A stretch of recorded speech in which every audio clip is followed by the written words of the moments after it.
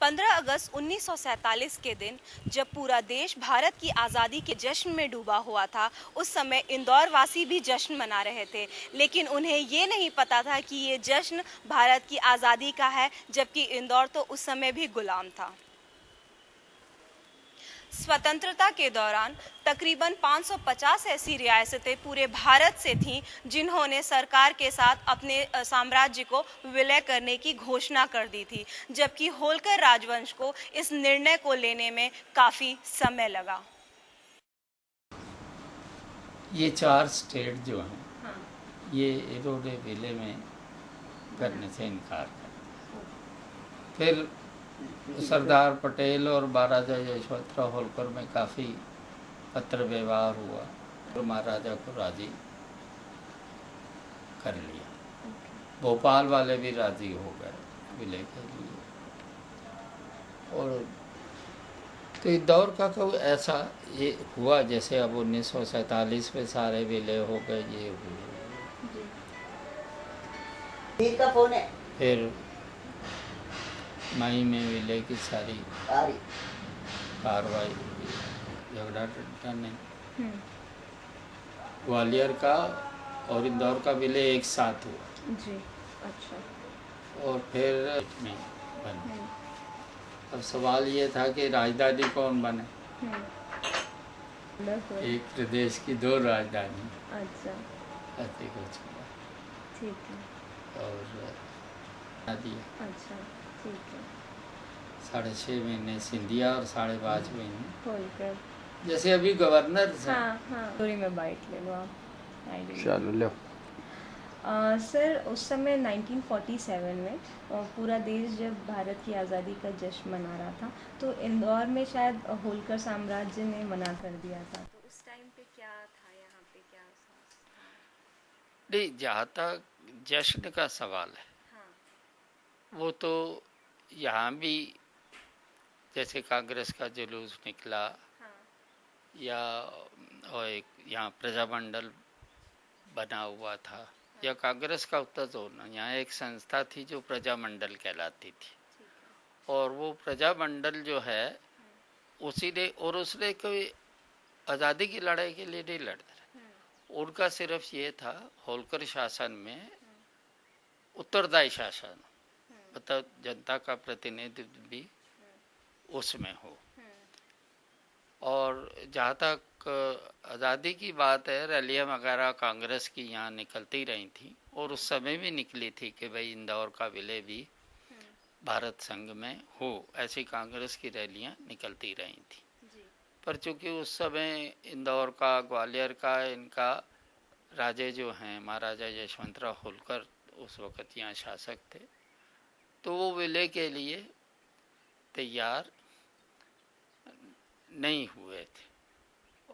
प्रजामंडल की मांग, उत्तरदायी शासन की ज़रूर मांग ली गई थी, पर ये विलय का कार्यक्रम भी और मांग चलती रही, और ख़ास तौर से उधर मई, जहाँ तक मुझे ध्यान है, 1948 में विलय के लिए वो तैयार हो गए थे, और इंदौर रियासत भारत संघ में हो गया। उस समय कैसा था नज़ारा 1947 में? कैसा था, इंदौर वासी किस तरीके से जश्न मना रहे थे या क्या? 1947 में यहाँ कोई ऐसा आज़ादी का जुलूस या आज़ादी की रैली या आज़ादी की उस तरह की खुशियाँ नहीं थी जो बाकी उत्तर भारत में थी, और कई स्टेट्स थी जिन्होंने अपने आप को भारत संघ का हिस्सा नहीं बनाया था, जिसमें इंदौर, ग्वालियर भी थे। तो लेकिन धीरे धीरे वो दबाव बढ़ता गया सरदार पटेल का, और उन्होंने बातचीत से ही महाराजा होलकर इंदौर के थे, उनको भी और सिंधिया को भी राज़ी कर लिया। तो मैं वही बता रहा था आपको कि मई 1948 में, एग्जैक्ट डेट तो मेरे पास लिखी है पर ध्यान नहीं है, इन्होंने भी विलय स्वीकार कर लिया था।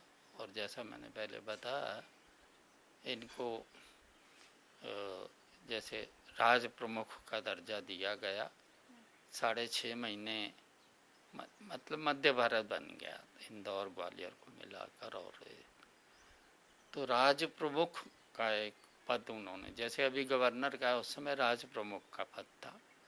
तो 6.5 महीने सिंधिया राज प्रमुख रहते थे और 5.5 महीने होलकर। हाँ, तो ये एक ऐसी व्यवस्था थी। और फिर जैसा वो व्यवस्था हो गई, इंदौर और ग्वालियर भारत संघ के में शामिल हो गए, पर 1947 में नहीं, करीब 8-10 महीने बाद। और इसके लिए कोई ऐसा, जैसे हैदराबाद और जूनागढ़ से तो बराबर, जूनागढ़ पर तो फौजी कार्रवाई, हैदराबाद का भी काफ़ी दबाव बना फौज का, तो वो भी राजी हो गए। लेकिन इंदौर ग्वालियर में कोई ऐसे दबाव की बड़े की बातचीत से ही, पत्र व्यवहार से ही, और वो सारा महाराजा होलकर और सरदार पटेल का पत्र व्यवहार उपलब्ध है पूरी किताब में, जो इंदौर कैसे भारतीय संघ में शामिल हुआ। तो सर जब विलय हुआ तो अब जा करके इंदौर वासियों ने जश्न को मनाया? हर वो एक ऐसा कोई अलग से बड़ा जश्न नहीं, क्योंकि कारण ये है कि वो देर से हुआ, थोड़ा सा इतना ही फर्क है। बाकी कांग्रेस की रैलियां वगैरह निकलती रहती थी विलय के लिए। और प्रजामंडल जो है, उन्हें कोई रैलियां वैले नहीं निकाले, वो उत्तरदायी शासन के में जनता को भी शासन में भाग दो। और महाराजा यशवंतराव होलकर जो था इंदौर का, वो बहुत ही मतलब समझदार और बहुत ही लिबरल रूलर था। और उनका आपको उनके टाइम के कई बिस्को पार्क में या और जगहों पर जनता से संवाद करते हुए, जनता के बीच बात करते हुए कई फोटोग्राफ्स मिलेंगे। तो वो बहुत, चूँकि उसने उसकी पढ़ाई और काफ़ी यूरोप में रहा, तो डेमोक्रेसी क्या होती है, प्रजातंत्र क्या होता है, वो जानता था। और हालात को देखते हुए, और इनको और सिंधिया को ही उन्होंने राज प्रमुख भी बनाया। कोई ऐसा नहीं है कि कोई बाहर से व्यक्ति बना लिया हुआ। तो उनको जो सम्मान मिलना चाहिए था वो भी मिला, ऐसा कोई चीज़ नहीं थी। और ये बगैर किसी गड़बड़ के या बगैर कोई इसमें विलय हो गया, क्योंकि यहाँ कांग्रेस का तो अपना था ही, पर प्रजामंडल का दबाव भी काफ़ी सालों से था, 1935 से। तो कोई दिक्कत किसी किस्म की, और वैसे भी वो बहुत सज्जन महाराजा था, ये बड़ा फर्क पड़ता। ठीक है सर। सर आपका शुभ नाम बता दीजिए। मेरा नाम डॉक्टर बालकृष्ण पंजाबी। हिंदी के रोलिंग। सर 1947 15 अगस्त को पूरा भारत आज़ाद हुआ था। उस वक्त इंदौर की क्या परिस्थिति थी? होलकर साम्राज्य ने क्या निर्णय लिया था आपने? देखिए, ऐसा था कि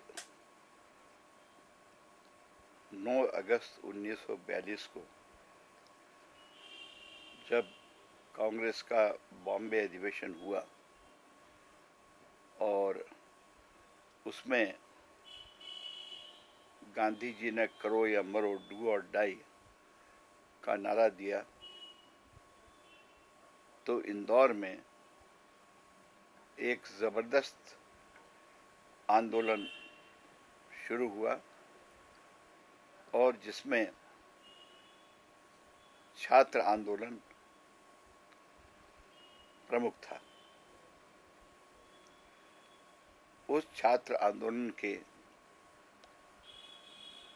जो नेता लोग थे, वो अधिकतर होलकर कॉलेज या क्रिश्चियन कॉलेज में पढ़ने वाले लड़के थे। उनमें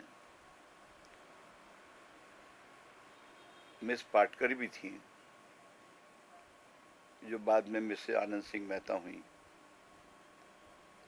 वो भी उनमें थी। यहाँ के जो लोग थे, सरवटे साहब, बाबूलाल पाटोदी, आपके बैजनाथ महोदय, खोड़े साहब,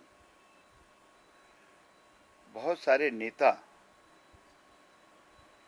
इस शहर में जेल चले गए थे।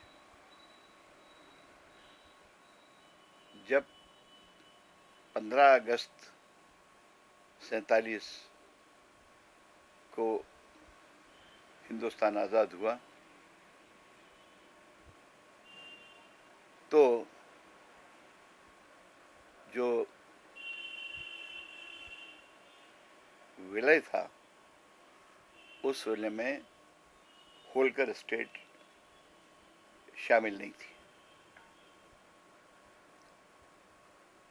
होलकर स्टेट में उस वक्त हार्टन नाम के एक अंग्रेज आईजीपी थे और लोगों ने राजवाड़ा के सामने एक बहुत बड़ी सभा की थी और उस सभा को तितर बितर करने के लिए हार्टन ने घोड़े दौड़वाए और लाठीचार्ज करवाया। इधर उधर जितना भी था, लोग अपने अपने स्कूल, अपने अपने कॉलेज, उसमें जो है जश्न मना रहे थे। लेकिन सरकार का दमन ऐसा था कि यहाँ पर आज़ादी का जश्न मनाने के लिए मनाई थी। आपका राजवाड़े से जो ये रास्ते जाते हैं, किशनपुरा वगैरह, यहाँ किशनपुरा का पुल, लड़कों के हुजूम थे, लेकिन हार्टन के होने की वजह से न वो सभाएं करने दे रहा था, न वो जुलूस निकालने दे रहा था। और चूंकि यशवंतराव होलकर यहाँ के महाराजा थे, उनकी भी कोई दिलचस्पी आज़ादी के जश्न की नहीं थी। इसलिए जिस तरह खुल के पूरे हिंदुस्तान में आज़ादी का जश्न मनाया गया, यहाँ जश्न था, लेकिन उस जश्न को कुचला गया, दबाया गया और कई लोगों को गिरफ्तार किया गया। कई लोग घोड़े दौड़ाने से और लाठी से जख्मी भी हुए, अस्पताल भी गए। लेकिन 15 अगस्त 47 के बाद जब तक विलय नहीं हुआ, यहाँ पर होलकर शासन चलता रहा। सर 1948 में शायद मई या जून में मई में तो उस समय का थोड़ा बता पाएंगे, कैसा था माहौल, क्या था यहाँ पे? देखिए, जब विलय हुआ तो ग्वालियर का विलय हो गया था। जो सेंट्रल इंडिया के स्टेट्स थी, जैसे धार थी, देवास थी, आपके झाबुआ थी, अलीराजपुर थी, इन सब का मर्जर हो गया था और सबके मर्जर के बाद आखिरी में होलकर स्टेट का मर्जर हुआ था। वो भी जो है सरदार वल्लभ भाई पटेल के, उनकी सख्त जो रुख था उनका, उसकी वजह से हुआ। यहाँ तक था कि उन्होंने कहा कि ये नहीं होगा तो जैसा हैदराबाद में बाद में फौजें भेजी गई, फौजें यहाँ भेजी जाएंगी इंदौर में, तो डर कर इन्होंने जो है विलय कर लिया। और जब विलय हुआ तो ग्वालियर के जीवाजीराव सिंधिया, उनको शपथ दिलाई गई राज प्रमुख की। इंदौर के यशवंतराव होलकर को शपथ दिलाई गई उपराज प्रमुख की। और देवास या धार, दोनों में से किसी एक के राजा जो थे, उनको भी उपराज प्रमुख में का माने की शपथ दिलाई गई थी।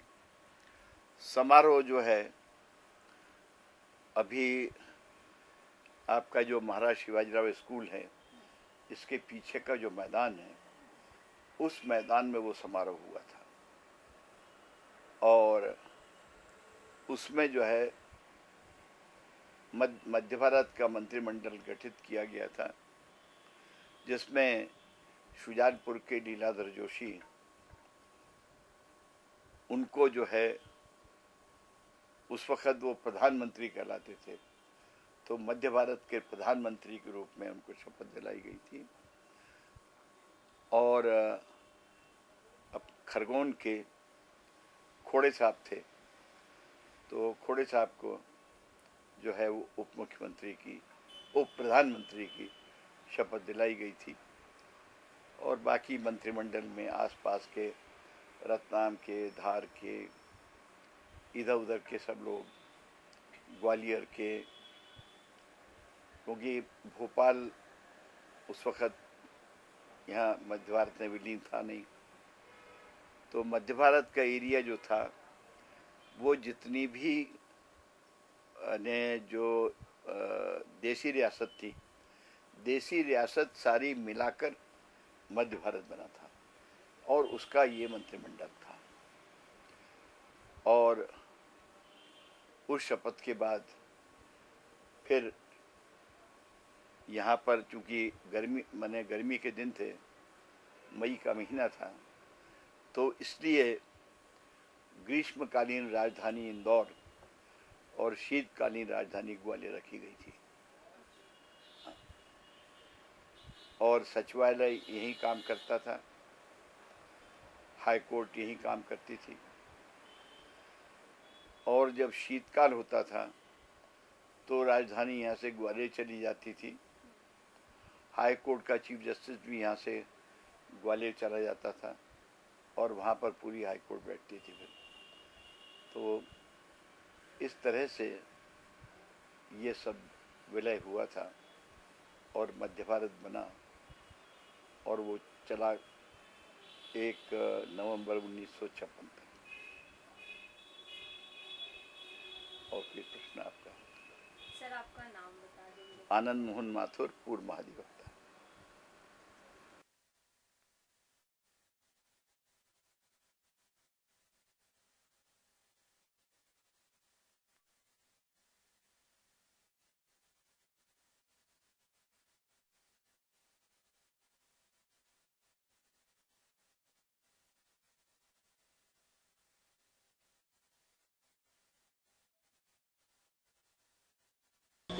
पूरा अंग्रेजी राज देखा, पूरा देसी रियासत देखी। सर, हम लोग है ना एक देखा, मध्य प्रदेश देखा। हम लोग एक इंग्लिश समझ चाहिए होगा सर, आप जो जो चीज़ उसमें इनपुट डाल सकें, क्योंकि गूगल पे इंदौर की हिस्ट्री बहुत कम अवेलेबल है। तो हम एक डॉक्यूमेंट्री बना करके अपलोड करें कि शायद आने वाले टाइम पे जिनको ज़रूरत होगी या इंदौर के बारे में जानना चाहिए। इंदौर स्टेट में ये जो अभी पुल बना ना, शास्त्री ब्रिज, हाँ। यहाँ पर रेलवे का फाटक था। अच्छा। वो जब खुलता था हाँ। तो रेल आती थी। अच्छा। एक वो था, ओके। उधर होलकर स्ट्रीट था। हाँ। वाओ। ये रेजिडेंसी थी। अच्छा। ये जो रेजिडेंसी है ना, हाँ। इसमें रेजिडेंट रहा करता था अंग्रेज। अच्छा। और यहाँ का जितना भी प्रशासन था वो रेजिडेंट के अंडर में था, तो माहौल बिल्कुल अलग सा। खादी के कुर्ते पे फ़ोन पे ही वो स्टोरी हुई थी खादी अच्छा। का कपड़ा पहनते हैं हम उन लोगों को, पहनते हैं आप मुझे हाँ, हाँ पहनता हूँ। उसी पे स्टोरी था, फ़ोन पे हुआ था, हम मिले नहीं थे उस समय। आज़ादी के 69 साल पूरे होकर कल आज़ादी के 70 साल शुरू हो जाएंगे। 15 अगस्त 1947 को इस देश में राजनीतिक आज़ादी आई। 26 जनवरी 1950 को इस देश को एक प्रजातांत्रिक गणतंत्र के रूप में संविधान मिला। उसमें जो सामाजिक और आर्थिक आज़ादी के जो प्रावधान थे, उन प्रावधानों का आज तक पालन नहीं हुआ है। इस कल्याणकारी राज्य में राजनीतिक आज़ादी तो 70 बरस की हो गई, लेकिन सामाजिक और आर्थिक जो आज़ादी है वो अभी आना बाकी है। उसके लिए संघर्ष बाकी है, उसके लिए लोगों का जागना बाकी है, उसके लिए लोगों का संघर्ष बाकी है। जब तक लोग खड़े होके अपने हकों की लड़ाई नहीं लड़ेंगे, तब ये आज़ादी नहीं मिलेगी। हक भीख मांगने से नहीं मिलता, हक छीन लेने से मिलता है। दे दिया हमको।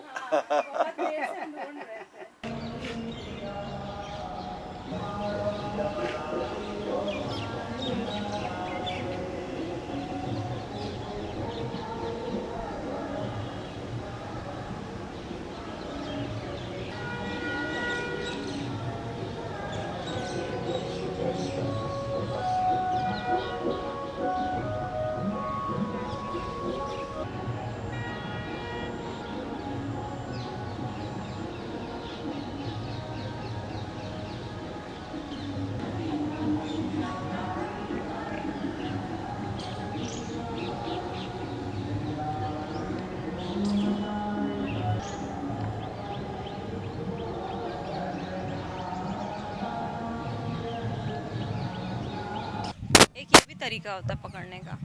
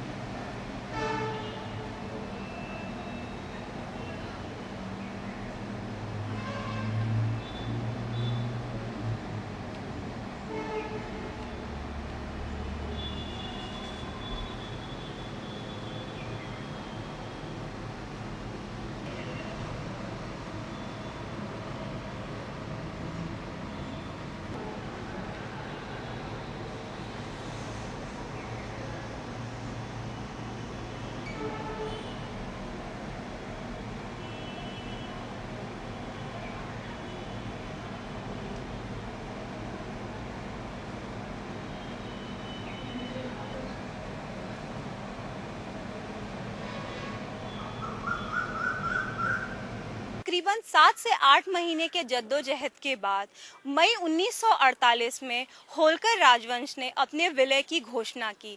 तब जाकर पूरे देश के साथ साथ इंदौर वासियों ने भारत की आज़ादी का जश्न मनाया।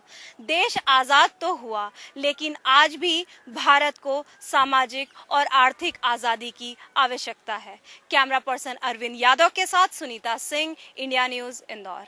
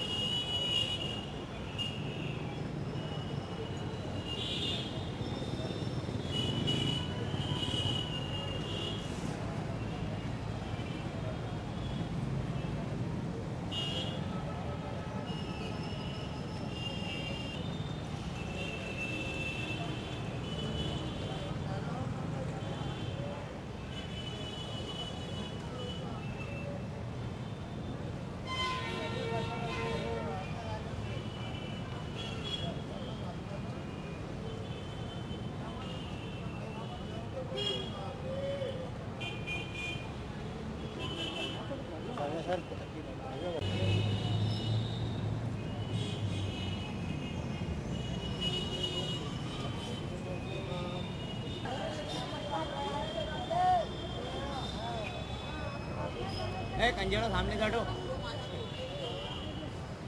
सामने बैठो, सामने बैठो, सामने बैठो।